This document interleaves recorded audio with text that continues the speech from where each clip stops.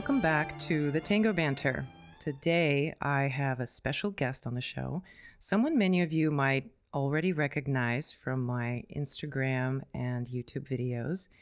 Eve Katzen has been dancing tango since 2011. She's an avid social dancer, and for the past 3 years, she's also been my practice partner. She just got back from Buenos Aires, and I had the chance to sit down with her to hear all about her experience, find out what's changed, what you need to know before you go, and what surprised her the most about her experience there. Before we dive in, I want to give you a quick heads up. Unfortunately, there's a defect in the audio throughout the episode. We did our best to clean it up, but I know it's not the smoothest listening experience, and I'm really sorry about that. I appreciate you sticking with it because I think Eve has some great insights to share, and I know you will get a lot from it. And of course, if you've been to Buenos Aires recently and have tips of your own, or if you're planning a trip and have questions, drop them in the comments or send me a message on my social at unsotango. I'd love to hear from you. Now, here is my conversation with Eve Katzen. So when you were planning your trip to Buenos Aires, we came up with this idea back then. Yeah. And I think the idea came from the fact that you were getting a lot of warnings and advice from people. So much. Right? And you kind of were like a little freaked out. Like right beforehand, there was like a little bit of like... I was a lot freaked out. Yeah. The more people told me, the more freaked out I was. Yeah. So I remember one of the things that you were told, which was that dresses with flowers weren't very popular anymore in Buenos Aires. And so what else did you hear that you were like having a lot of trepidation around before going? So that was definitely a huge one. Right before I left, I was told, oh, and also, by the way, don't wear any tango clothes. And don't wear anything with flowers on it. And don't look like it would be anything that would be worn for tango. And I was like, well, that's kind of the only clothes that I have. And gym clothes. And that's it. So I was very confused about that. And then I was told a lot of safety stuff, like how everyone's going to try to steal my phone and how everything was dangerous. Now, was this advice coming from women, from men? Was it kind of split? It was pretty split, I would say. And it was, for the most part, coming from people who had lived there for years. Wow. Okay. So or were currently living advice. there. Yes. Yeah. Okay. Okay. So then this is where our idea was born.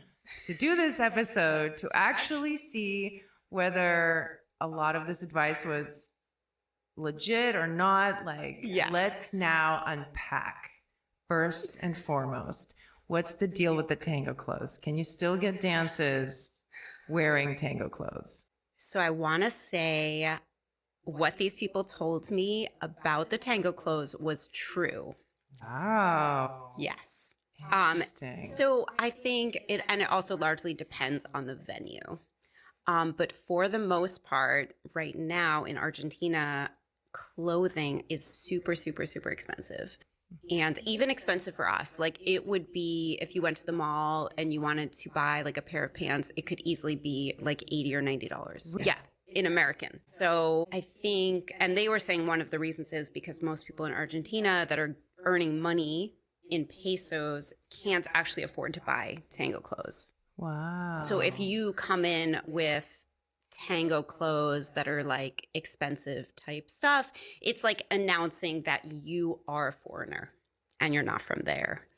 But for the most part, any like local people were not wearing tango clothes, and they were not wearing things with flowers on them, which I never realized. Most of our tango clothes that are marketed as tango clothes do have flowers on them. So that was definitely true. People were wearing mostly like these kind of trouser slacks that were loose, or even shorts or dresses that just And weren't. you're describing women and men, or this is, did you see women wearing slacks as like a habit, or? I don't look at men. I don't care what men wear. So this is really, you're observing women. So Yes. you're seeing women wearing a lot of like pants and more casual stuff. Yes, definitely. Interesting. Like these kind of like crop tops. And yeah, it was really interesting. I mean, the more formal milongas, most people were wearing like dresses and more formal things, but you could very distinctly tell like who was a tourist and who was not. So how did that affect what you brought with you? Did you find that you only had like 3 things to wear? I had like 1 or 2 things to wear, and that was kind of it. It was just too late for me to get a whole new wardrobe before going. And then I did look for clothes there, and I did buy some tango stuff that I think I can use like here and throughout the world, but that I literally bought there but then didn't wear there. See. Yeah, so you bought it specifically thinking this is to wear back in the States. Exactly. Like, yes, because there. here I think across the board, like most people do wear tango clothes to go to tango things, which makes sense to me. And then, I mean, my experience dancing in other places has always been that people are wearing tango clothes because they're easy to dance in and they're fun and they're good to travel with and they don't wrinkle, which is great. But there specifically, it's the only place I've ever been where majority of good dancers are not wearing tango clothes. What else were you warned about? The safety issues of the city. Did you feel that being an issue as a woman going there and dancing? I mean, were you going out by yourself at night? Yes. So I was usually completely by myself, going out, coming home. Luckily, Ubers there are super cheap. Like $3 to $5 to wherever you need to go, even if it's like 30, 40 minutes away. So that was really easy. So I didn't actually take public transit at all, which normally I would. I mean, I'm from New York City, so the thought of taking public transit to me is like very natural. I didn't do it, but I will do it when I go back. And I think just like any city, just being aware of yourself, like being aware of your things, not setting your phone down next to you. I think definitely like economically, it's a hard situation for people there. Yeah. And it is the cell phone stealing capital of the world. No way. There are more cell phones stolen in Argentina than there are anywhere else on the planet. How do you know this? Someone told me. Really? There, yes, at a dinner. They were like, did you know? Of all the things So we're fascinating. proud of. Yes, exactly.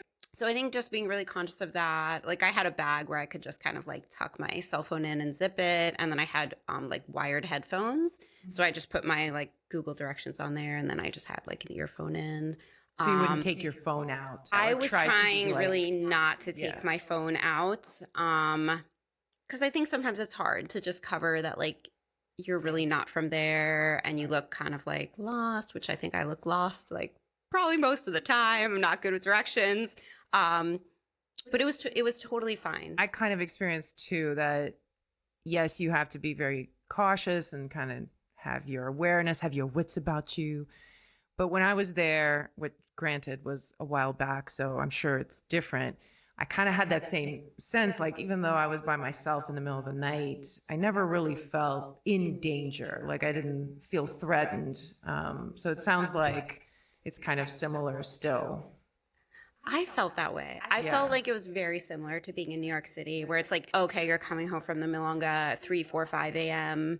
and you're just like very aware, you know. I actually was in a very kind of nice neighborhood and I was in a place where I could walk to multiple milongas from there. Gotcha. So yeah, So so walking you stayed in home- Recoleta, Yes. right? Okay. So walking home at night, I kind of had to walk around this park and there was like, you know, there was some kind of sketchy, although I'm sure very nice people in there, like at all hours of the night and morning. And I had like a little pepper spray that I was carrying just like, because it made me feel better. I don't even know how to use it, but I was just like carrying it in my hand, like just in case. But yeah, I had no issues. I had a lot of concern about people potentially stealing stuff at the milonga. I And that was a gonna big ask concern that. for me Yeah. because like we don't have pockets, like Right. so the guys are always like, oh, I just put my cell phone in my pocket. And it's like, well, Yeah. what do we do? Yeah. I didn't have any issue with that. I mean, I had a bag that I was like locking in the beginning, and then I saw people just kind of not doing that. And I was like, This bag, is this like a special Tango bag, or is this just like a regular bag? When you say you're locking, are you locking it to the chair, or like I is it did a that bag too. that has like a lock on the chair that you can lock it to the chair? Yes, yeah. So it has a people use detachable strap that you can lock. So it's just like if someone's trying to grab something quickly, it's like they would have to can't. take the whole chair. Yeah. So they probably won't do it. But I actually had like one of those little travel combination locks that I would just put like zippers together and lock them together. And I was probably doing that for like the first week because I was really nervous about it. But Just then because if I lose my phone, I won't know how to get back to the apartment. But then I kind of stopped doing it, and it seemed pretty much the same as being at a milonga, just anywhere else. Yeah. My strategy was always to like stuff my bag somewhere with like lots of other stuff. You know, you just sort of tuck it under piles of other people's crap. Yeah, totally. And that made it feel like, okay, at least it would be hard to find it. Definitely. So yeah, I was doing the same, like under a table, and there would be like 17 bags under there. So you were staying in Recoleta, and so there are a lot of milongas within walking distance? There were 2. Oh, nice. Oh, actually, no. I guess there were like 3 if you were up for like a little bit of a decent walk to one of them. But actually, I probably, when I go back in February, I think I probably will stay in a different area. Oh, really? How come? Yeah, it was really noisy. Wow, in Recoleta it was noisy. So I was like directly between 2 dog parks. And literally just like hysterical barking, like almost 24/7. It was amazing. I've never heard so much barking in my life. And for some reason, my earplugs, like the pitch of that bark just like went right through them. And you're just trying to sleep like during the day. And it just, yeah, it was a tough one. You know, So I think most people stay in Palermo is what I was hearing. I think that has been one of the most popular areas to stay, and that's where I stayed the last time I went. I've heard somebody tell me who lives there right now that Palermo is not as hot as it used to be. Oh. So it has like got that reputation that it's seen better days in a way, but like I don't know what that means. So I still think that Palermo is probably a very popular location. Yeah. But you know, that is so interesting that you noted the sound of the city, because I feel like so many situations like that happened with so many people, including myself, where it's like everything might be okay, but it's the fact that you end up staying next to a construction zone, or you're between 2 dog parks, or in my case, when I went there in 2015, I was doing a 6-month residency, and this building for this residency, an artist residency, it was right across from a motorcycle repair shop. And I was on the first floor facing this, this shop. I had no air conditioning, and I was there like during early, I guess, spring into summer. So it eventually got really hot. And it was the same thing. I'm trying to like sleep during the day, and come 8 o'clock in the morning, they're like revving the engines, and it's like, Really? So that's a big thing to consider. And it's hard to control for, right? Because like, how do you make sure that that's not something that's going to be an issue? Because there's always like either construction or something going on. There's definitely a lot of construction there. Yeah. And the city, I mean, I was there many, many years ago, maybe like 13 years ago. The city is so much cleaner than I remember. Mm-hmm. Oh, wow. That's good. Yeah. To know. Like I remember there just being like, you had to really be careful because people didn't have to clean up after their dogs.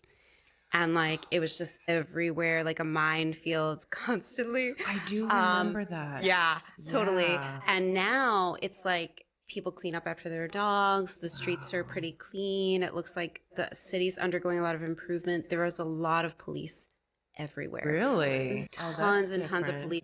Most people that I talk to that have lived there or have been living there for a couple of years have had their cell phones grabbed. Really? Yes. So that's like and either stolen or someone told me like someone tried to grab their phone, but they were holding onto it really tightly and they couldn't grab it. And they were saying, like, when you walk, you need to walk closer to the building. Like, don't walk, like, near the road holding, because people will drive by on a motorbike and grab it out of your hand. And then they were also telling me, and then I heard multiple stories about this, of when you're sitting in the back of a cab or an Uber, do not take out your cell phone, because it will, especially in the dark, it illuminates your face, and then someone can see you're holding a cell phone, and someone would drive by and either reach in the window or actually break the glass and grab the phone out of your hands. And multiple people, because I was like, okay, that's a little extreme. That's like Mission Impossible to like level. break glass, like hanging off the side of a motorbike. But I literally heard it multiple times. So that's a big one. Okay. I was more worried about my cell phone than I was worried about myself. Yes. Okay, so Recoleta, I kind of remember it being more of like a posh part of the city with like fancy restaurants and like health food stores. Is that still the case? Did it feel like it had a lot of that aura around it?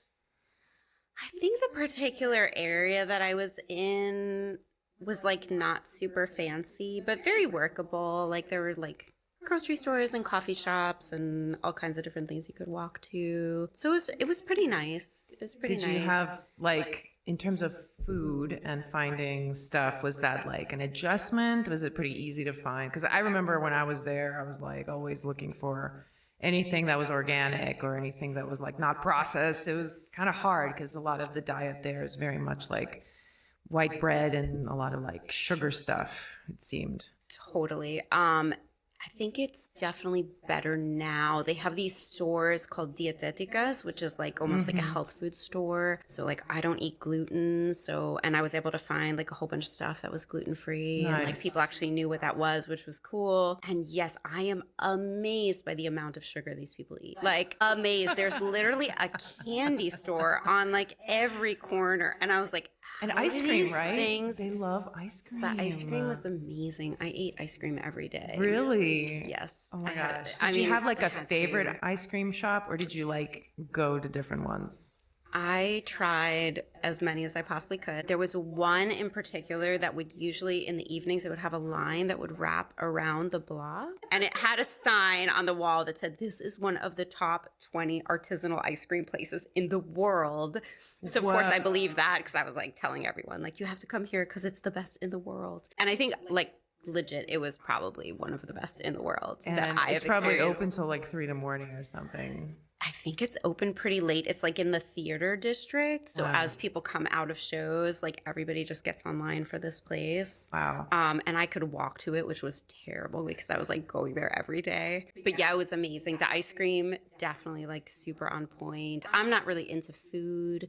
But the people that were into food, ice cream. I'm into ice cream. Yes, I don't know if that counts as food.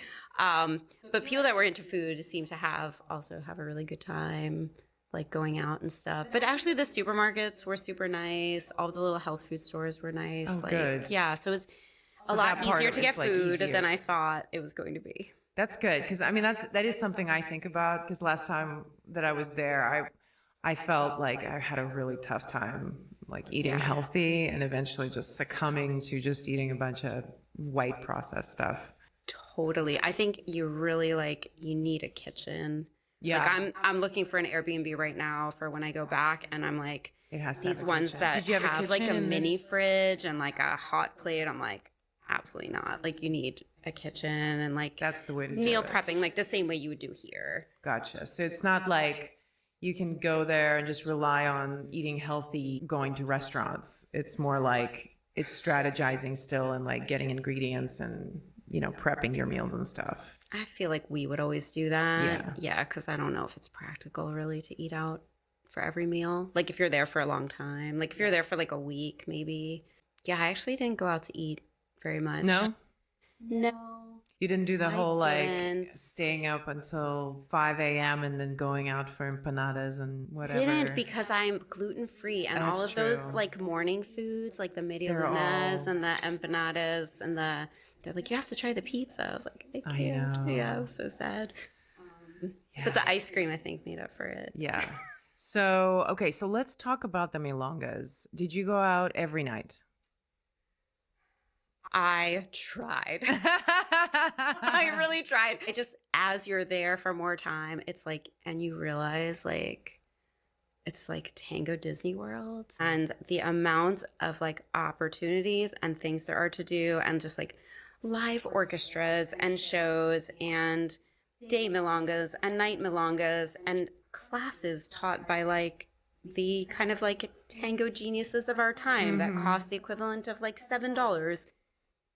It's just, it is so overwhelming. Like, I really did try to do it all. Do you have any of it planned out before, or did you just like get there and start trying to figure out what to do? So I don't think I planned very much, but I do feel like after spending a couple weeks there, it actually is really good to have a strategy for like things you definitely want to hit and then days where you need to rest. Because it's just, I don't know. I kept asking people like, how is this lifestyle possible without complete physical collapse? Like, I have no idea. I still don't know. Maybe it's the mate. So I don't know. I mean, you're going to go back in February. So what do you think is a healthy, balanced way of doing it? Would you say it's like a 2 days on, 1 day off kind of thing? Like you go hard for 2 days and then 1 day you rest, or is it like a different ratio?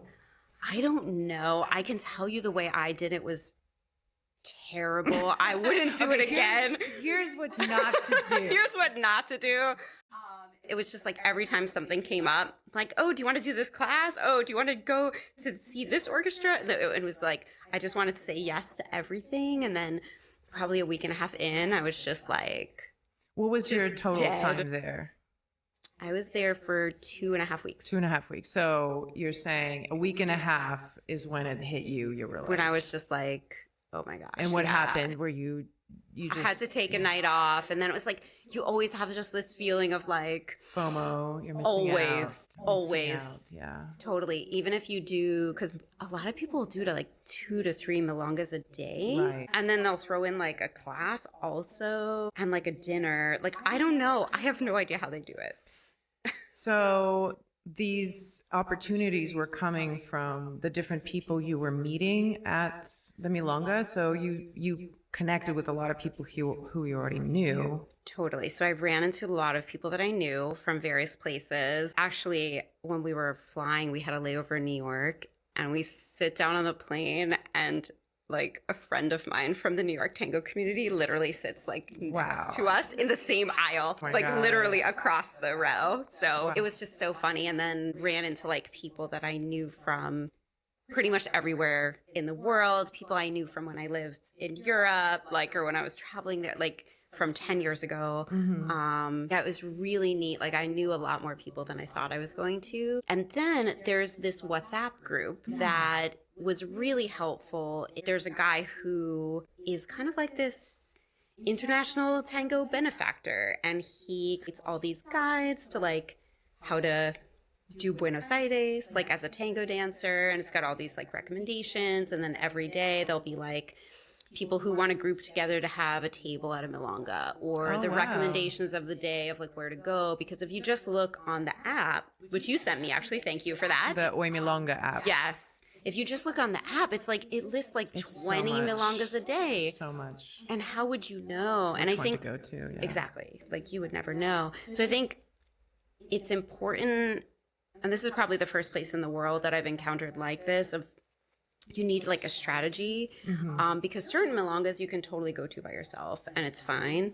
And certain ones, like, you really shouldn't, like, you can, but like you won't have a good experience. Like, you really need to go with a group of people and have a table. And I hate being trapped at a table. It just felt very limiting. Like, I just don't usually sit at a table ever. Right. But You're kind of anti-sitting. I'm anti-sitting. I don't do the sitting. I like to like float around and just, and so there you felt like you actually had to be attached to a group. How come?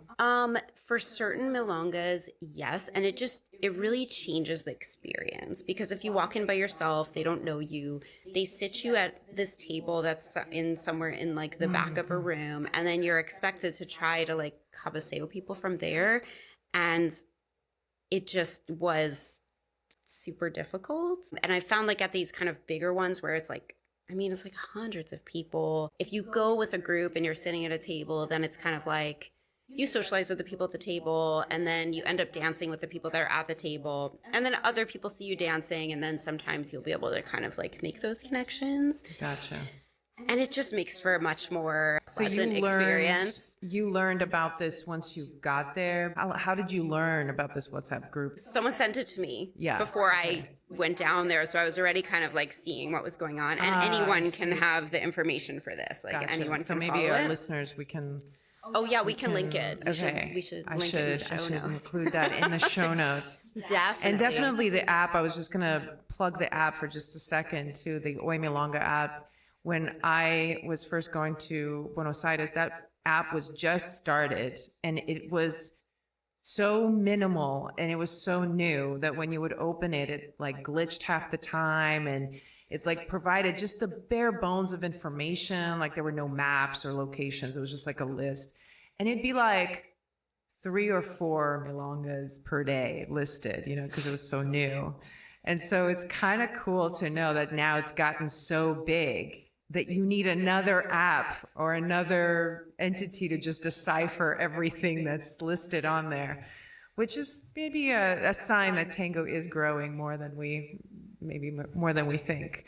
So that's great. So we'll include those links. But you were saying you got this before you left, so you already knew that this is going to be the case. Yes. Gotcha. And I think it's very important to connect to people who have either been there, who can connect you to people that are there currently, that can just kind of like help you. I just had like 1 or 2 people that just really, like when I got there, like really helped me to be like, here's where to go, here's what to wear to this, here's where, you know, to not go, like, and just kind of really helped me navigate that like the first like couple days to a week. And then by then it was kind of like, okay, now I understand. And you start making more connections, connecting to more people, and were these more people that were really helpful? Is that somebody you knew before you went there, or somebody you met when you were there? People I knew before. Gotcha.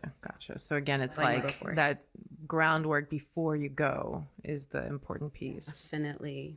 But I mean, Definitely. it seems like this is what my sense was when I was there last, that even if, let's say you don't do any preparation, and let's say you don't have any plans and you just land there, I feel like you will connect with somebody within the first 48 hours. You'll run into somebody you know, or it will be a connection you make in a milonga, and then that process that you're talking about can take place too. They'll tell you where to go. Yes, definitely. One person that was down there from LA, she was just like, yeah, I'm just like looking at the app and I just like pick one and just go. I see. And it was yeah, like, so- you know, and that was working. And sometimes it was like, okay, yeah, that was cool. And sometimes it was like, yeah, probably wouldn't do that again, which was part of the experience that I had too, of like someone is recommending one thing and then someone else recommends a different thing. And then there's a third thing. And you're like, okay, well, How they're do you all at the same time. decide?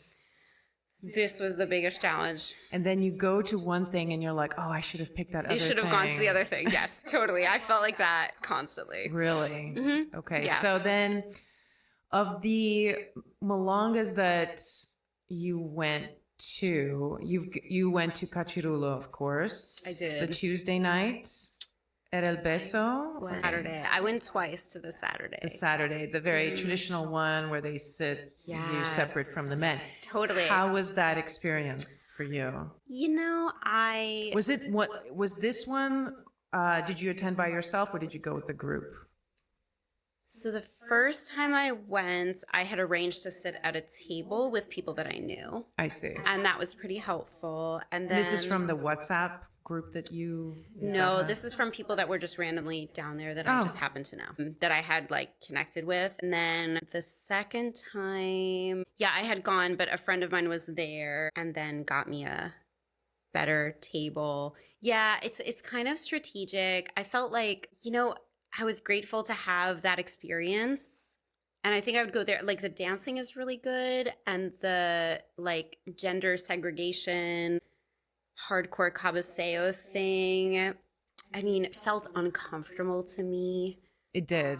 And as someone who really enjoys the cabaseo, Which it part definitely felt uncomfortable? almost felt like being sometimes like the last kid picked in gym class, you know, where you're like standing there and like everybody else has been picked and you're sitting there like, why won't anybody pick me? Yeah, and that in that particular venue, were you standing a lot of times when you're cabaseting? Because No, you were sitting, right? you have to be sit there. sitting. Yeah, you're kind of, you're sitting. you are kind of trapped like Yeah. at your assigned seat. Yeah. Like once they give you the seat, it's like you're like, you will sit in the seat.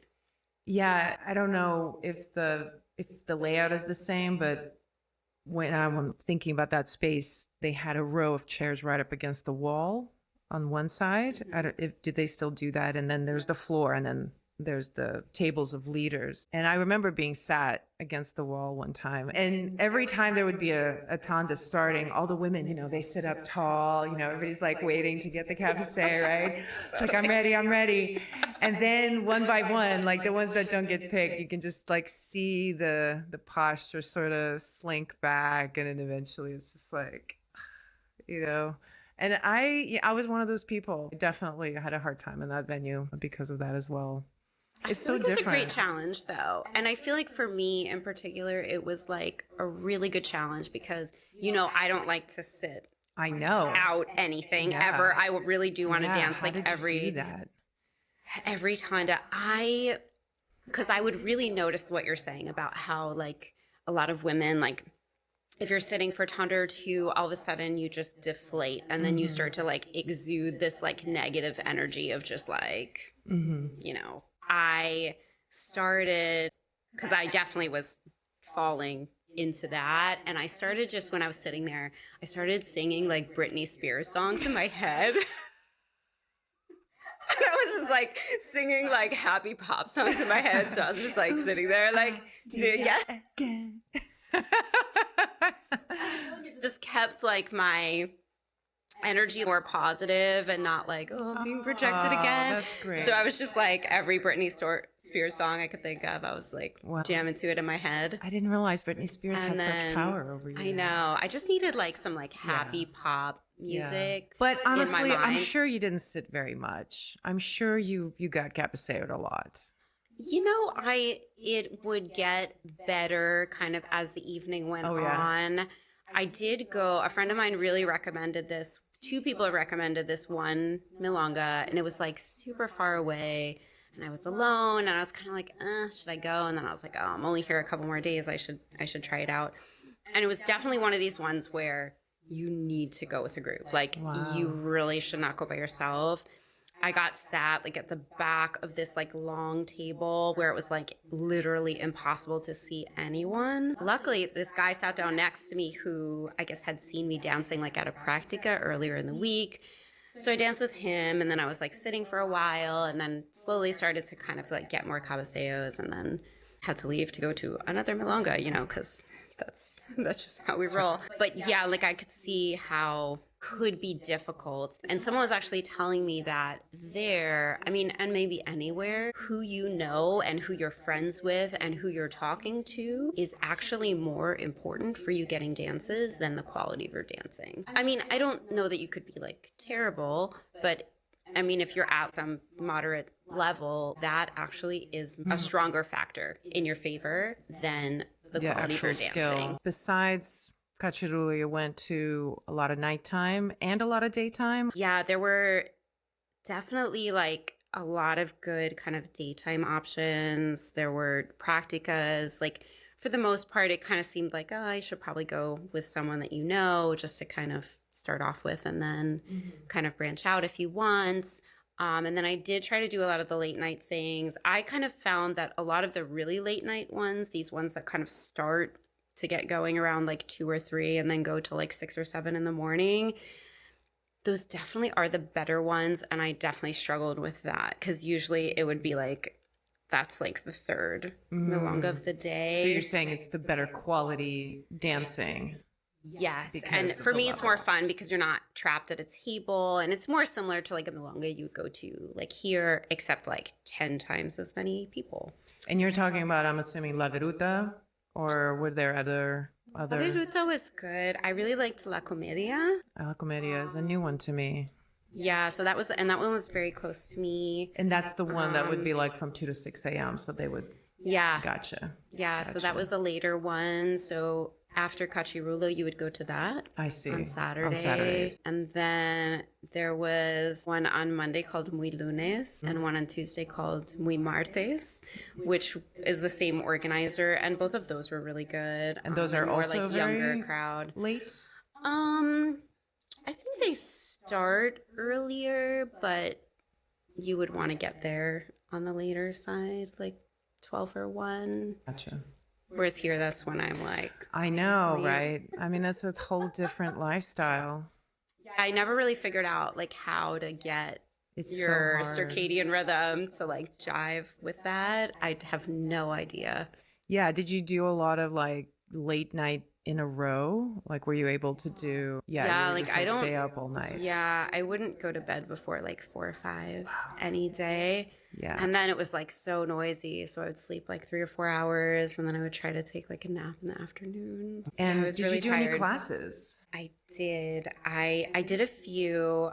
There were, I mean, right now in Buenos Aires, it's like all the famous people are there and they're just doing these group classes that cost like $5 or $7. So you can take like a pre-milonga class with like Vanessa and Facundo. Right. Or Javier Rodriguez. And they're and usually, it's just, like, though, they're very populated, right? Like tons of people go. a lot pretty of times. populated. And for most of them, you need a partner. Yeah, that was, I was going to ask. Because even, I remember that feeling even back then when I was going, and anytime I would attend a prima longa class, it was like the teacher's like over there and there's 100 people in a room, and if you didn't have a partner, it was really difficult to like actually gain something from the class. Yeah, so I only went to the ones where I found someone to like take it with. Did you find your partners also on WhatsApp? No, they were either people that I knew before, or people that I met when I was there. Yeah, I mean, there were so many people. Yeah. It's definitely possible. You mean so many people just in general that you're seeing there Yes. for tango? Yeah, and you're dancing with so many different people, connecting with so many different people that I think it's possible. I really felt like I needed more time. Yeah. I don't feel like 2.5 weeks was It's enough. enough at all. So I'm going back and I will be there for 6 weeks. So double the So time. We'll see more, yeah. And when did you decide that you're going to go back? Was that while you were there, or were you already planning to go back? I was already planning to go back unless I hated it.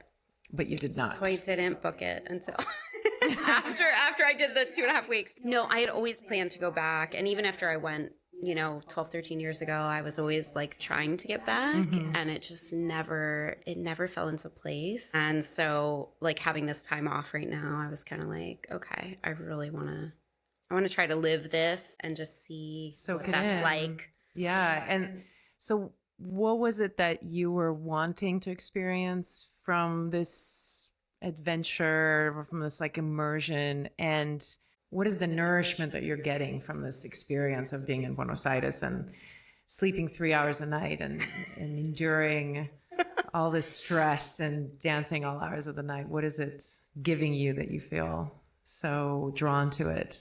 I feel like it's expansive in so many ways. For me, the Spanish is a huge part of it because like I've been studying Spanish for a long time, and just being able to kind of like immerse in that, it was a really good test for me to just see like where I'm at. Because like I've been working in Spanish for like 5-6 years, and like I lived in Spain for a year, and so I've been studying it for a really long time, but to actually have to like operate all the time in Spanish. And I think you can totally do it. Like if you don't speak Spanish, you go to Buenos Aires, like I Most think of them you'll speak still English. you could still be like, okay, and just kind of mimic stuff. And yeah, but for me, it was great. It was great practice, and I kind of loved just talking to everyone. I learned so much. Her accent is just so different. So it's the to language, me. the experience of the language The and the language culture. and the culture. That was a huge part of it. Also, I just feel like the way that they dance is very different. How so? And it felt very similar to like the dancing that I experienced when I was in Europe, in that like it felt like very unfiltered. There was like an energy and a passion to it that was like very unfiltered, and that was like considered to be like very acceptable. And I definitely really enjoyed that. I was warned many times about like things that people try to do there. Did those things, did they try? You know, there were some invitations, but they were respectful. They're definitely very passionate people on many levels. But I really enjoyed it. I felt like it was, And it when was you're really nice. when you're saying this, describing this quality of dancing, are you speaking particularly about the dancers who are native Buenos Aires dancers, or are you talking about just dancers that you met from, who were traveling from different places, and it's just the energy of Buenos Aires that? I mean, that's a great question. I think that for me, it was a mix. Like, I definitely felt it from some people that were native to there, and I really enjoyed that. But I would say it wasn't like across the board, all of them. There were a lot of people that I met that had been there for a long time that had that quality as well. And it kind of just felt like I can really feel the difference when I dance with someone, whether they're thinking about me or they're thinking about them. And it just, for me, like took on such a sharp division of like, as soon as you embrace someone within like 3 seconds, you can tell like this tanda is going to be about you, or it's going to be about you like taking care of me and trying to have a moment with me and a connection, or you trying to do like some fancy shit with your feet. So yeah, it was really interesting to just feel that like so distinctly. Because I mean, that's something that we even talk about in the context of dancing anywhere, right? Of Like course, that feeling where you take the embrace and you can kind of tell the person's practicing versus he's dancing, or they're dancing, I should say. Totally. And so here it sounds like it's even more pronounced. Definitely. Now, would you say this unfiltered quality, does it also have to do with how you experience their interpretation of the music? Like, is there a difference in how you felt the musicality expressed there versus here? Is that part of it? Or is it more just like tactile, embrace sort of stuff? I think it's both. Yeah. Yeah, I think it's both. I mean, definitely like it felt technically the level was higher, if you want to like, put it in that way. For many people that I was dancing with, where I was like, wow, it's pretty legit. But also I love the feeling of like, wow, I am hearing the music the way that this person is hearing it. Like I am actually hearing it through them. And I mean, that happens here too. It just doesn't happen as often. Whereas there, it just felt like, there's more you concentration could like of that. feel it, and energetically you can feel it. And it's just, you would go down to this milonga at like 2 or 3 in the morning, and the room was just pulsing with this energy. One thing I was very surprised about, because I mean, I don't know about for you, but people always told me people in Argentina never hit each other and the navigation is amazing. Oh. That is absolutely false. That is not my experience. Oh my God. At all, anywhere. I have never been hit so many times. Wow. Especially these like ones with like younger crowds. And there was an Argentinian that was telling me, it's like, oh, this is just because of all the foreigners. I was like, I don't know, dude. I don't know. But literally, like, getting hit like 10 times per song. Like song per song. Yes, it was like very aggressive. I've never had that experience. No, thank goodness. Thankfully. But it was like really, wow. I mean, You know, it was that's surprising. It's interesting because I keep thinking about, recently I heard an interview with someone who's been going to Buenos Aires for many years. And he was commenting that the one thing that he's really seen change over the years since the early 2000s is the quality of the floorcraft has gone downhill, to the point where he doesn't enjoy going out dancing socially when he's there, and much rather would like go dance like a small practica for that reason, which I have my own theories as to why that's happening, but I don't actually think it's probably the foreigner's fault as much as it is like what we've been selling to tango dancers all these years, right? Like, because what's being sold a lot of times is the moves, and it's the flashy stuff. It's not the stay in your lane and learn to respect other people on the dance floor. Oh yeah, definitely. Oh my gosh. So poor floorcraft, be ready for that. In terms of music, I know that you love D'Arienzo. So I know they love D'Arienzo down there. How did you like the music overall? What did you feel it was on point at all the milongas? Were there milongas where it was like not very good? I didn't feel like there were any milongas where I was just not happy at all. I feel like I was really fortunate in that I got to see so many live orchestras. Aha. I saw more live orchestras in a week than I have seen in my 13 years of tango combined. I was amazed by the amount of milongas that host the best tango orchestras like in the world. And sometimes there'll be like multiple per night, or there was one at Zorzal where it was someone's birthday and they had 5 live orchestras play in a row. Yes, I've never seen anything like it. What was the set like? Was it like the set, each orchestra played like 3 tandas or something? No. They played like a bunch. It literally went on from like 3 p.m. to like 1 a.m. Do you typically like dancing to live music? No. So no, 100% no. I'm glad to hear you say that because I typically tend to be very skeptical myself. So the fact that you enjoyed it means it was high quality. It was amazing. It was not like experiences that I've had with other. What was so different about it? Like, what was the energy was amazing, and I just feel like most live orchestras, you hear them and it's very dissimilar to the song that you know. Like you know the song and then the live orchestra plays it and it's like not. Gotcha. It's not what you know. And this was not like that. It was like the song that you know and 1,000 times better. I'm excited to hear about that because I definitely heard a lot of live music when I was there, but it wasn't so much. It wasn't that prolific, definitely. And there were times that I liked it, but most of the time I was just like, eh.